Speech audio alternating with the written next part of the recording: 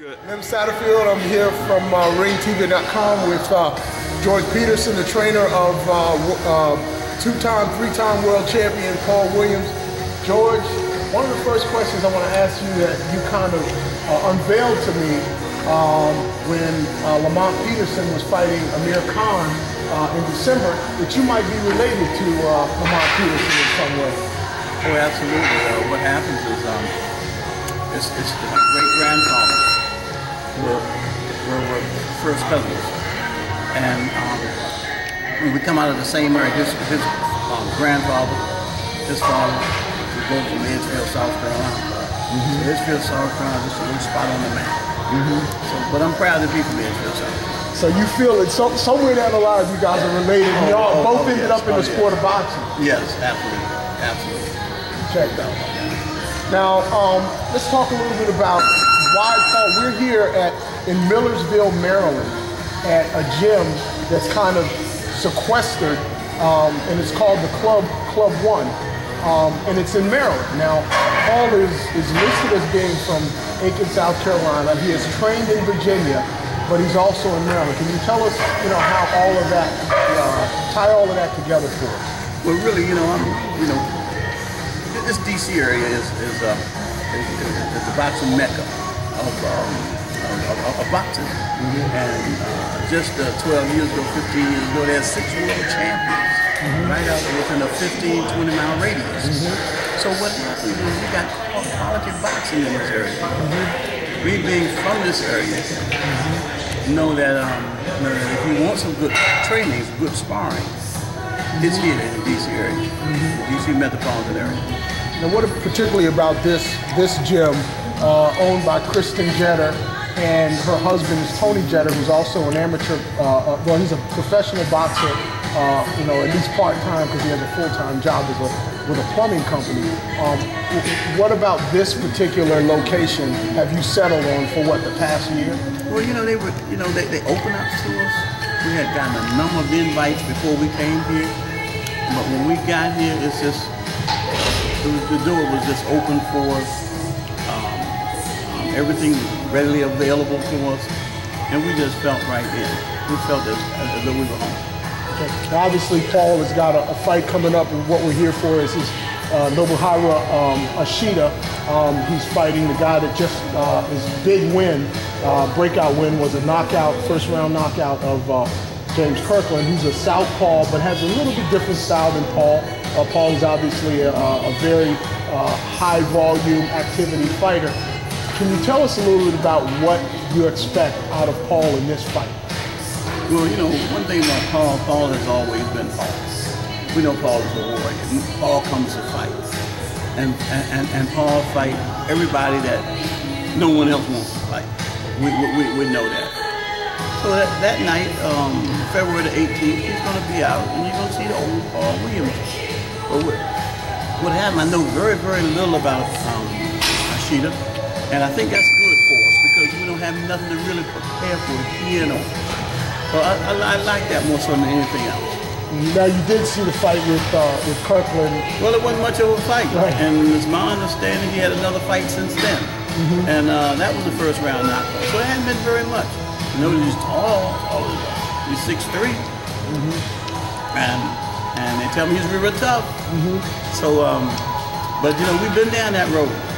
So that doesn't frighten us at all.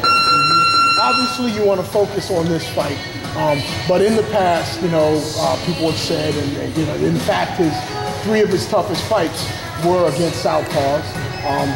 Martinez, who he fought twice, knocked out the second time, beat him the first time.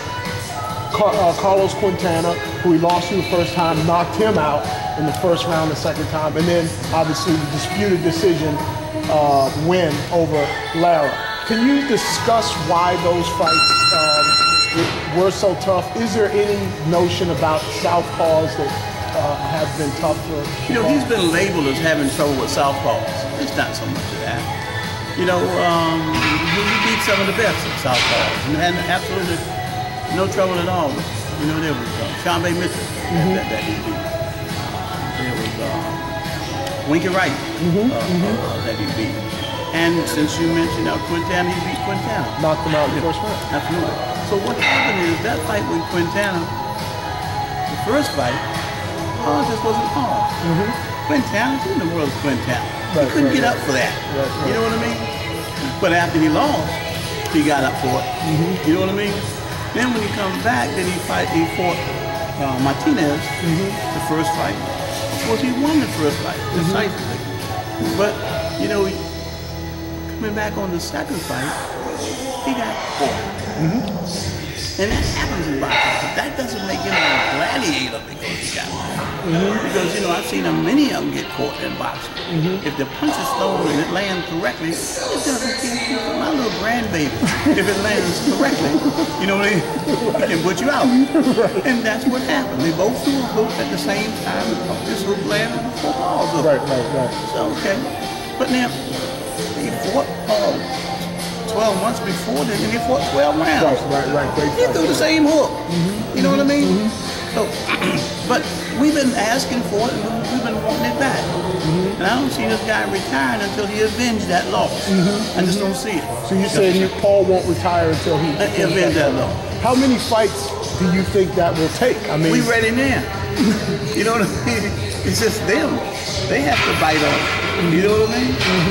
Now, Lou DiBella, Martinez's trainer, Sergio Martinez's trainer, is saying that after that fight, he says Paul is a great, you know, junior middleweight.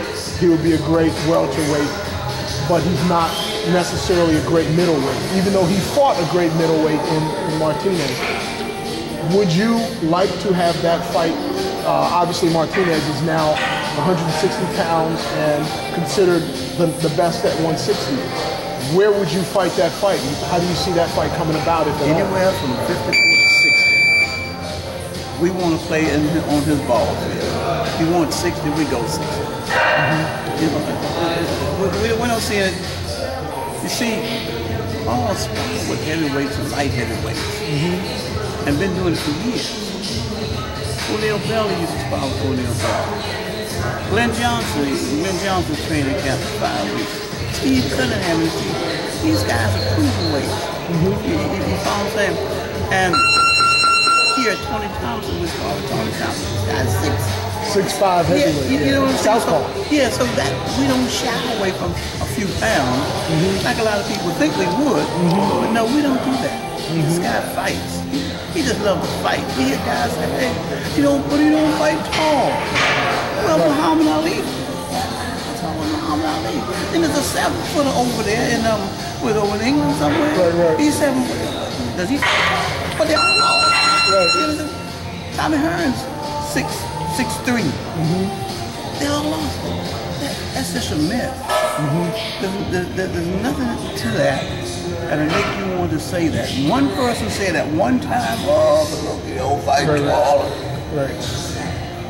Joe Frazier, did he? I don't want to hear it. But anyway, if that's what they're selling, I'm not buying that. You talked about wanting to fight Martinez. Obviously, that's going to be a tricky fight, if not, you know, close to impossible to make at this point. I know there's no impossibilities. If that fight doesn't come to fruition, do you have any speculation on how much longer Paul will fight? Because I know he wants a title shot. I see it happening. I really do, because it's just a matter of time that they can go back and pull all these bombs out that they're bringing up to fight it. They got some people here that want to fight, and some people that will really challenge it. They're not looking down that road, and I understand it. And if you really look at it, you can understand it too. But for the most part, he's going to have to come and fight somebody. And we're going to be back. You got me? I hear you. Yeah. When we come back, he's going to say, hey, you know, you may need to look at ball wheels again. Because he keeps calling me. George, thank you very much for this interview. We'll see you. We'll be talking to you more often. Thank you so much. Appreciate it.